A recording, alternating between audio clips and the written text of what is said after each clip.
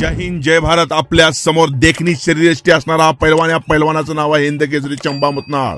2 वेळा महाराष्ट्र केसरी, 1 वेळा कर्नाटक केसरी आणि 1 वेळा हिंद केसरी झालेला हा पैलवान आहे। ज्यावेळी हिंद केसरीची स्पर्धा होती त्या स्पर्धेत आपल्या तिन्ही मुलांना घेऊन चंबा मुतनाळ मैदानात उतरले आणि निवेदकाने सांगितलं की चंबाची आर्थिक परिस्थिती बेताची आहे आणि चंबा म्हणून मैदानात उतरलेला आहे। त्यावेळी कर्नाटकचे मुख्यमंत्री तिथे आले होते आणि त्यांनी सांगितलं, चंबा जर आज तू हिंद केसरी झालास तर कर्नाटक सरकारतर्फे तुला मी 25 एकर जमीन देतो।